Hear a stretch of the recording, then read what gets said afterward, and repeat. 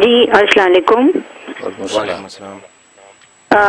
حضرت جی میں آپ کی مرید بات کر رہی ہوں ہیوسٹن ٹیکساس سے۔ میں یہ کہہ رہی تھی کہ آپ سے یہ سوال پوچھ رہی تھی کہ یہ رجت کیا ہوتی ہے اور اگر یہ ہو جائے تو اس کے لیے کیا کرنا چاہیے؟ بقیہ ویڈیو دیکھنے سے پہلے ویڈیو کو لائک کریں، راہم ٹی وی چینل کو سبسکرائب کریں اور بیل آئیکن پر کلک کریں۔ شکریہ۔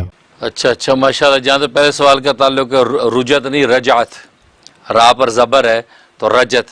آپ یہ عملیات والی رجت غالباً پوچھ رہی ہیں کہ عملیات میں رجت ہو جاتی ہے، کوئی عمل کیا تو اس کا مطلب ہے کہ آپ نے کسی پہ کوئی عمل کرایا یا کسی پہ عمل کیا، یعنی کسی نیگیٹو معنی میں اس پہ عمل کیا، تو مثلا کسی نے کسی پہ جادو کروایا تو جادو کی رجت جو اس کی طرف ہو جاتی ہے، یا اسی کوئی ایسا وظیفہ پڑا کسی کو نقصان پہنچانے کے لیے تو وہ وظیفہ الٹا اسی کی طرف لوٹ جاتا ہے، اس کو رجت کہا جاتا ہے۔ تو آپ اسی رجت کی بات کر رہی ہیں، تو یہ رجت یہ ہوتی ہے کہ جب انسان جو کسی کے خلاف کوئی عمل کرے یا عمل کروائے تو وہ اسی پر واپس پلٹ جاتا ہے، لوٹ جاتا ہے۔ اور بس اوقات عاملین جو ہیں وہ حفاظت کے طور پہ بھی ایسا عمل کر دیتے ہیں کہ آپ کو ایسا محفوظ کر دیا کہ آپ پہ اگر کوئی عمل کرے گا تو وہ عمل واپس اسی دشمن کی طرف لوٹ جاتا ہے، تو یہ رجت ہو جاتی ہے۔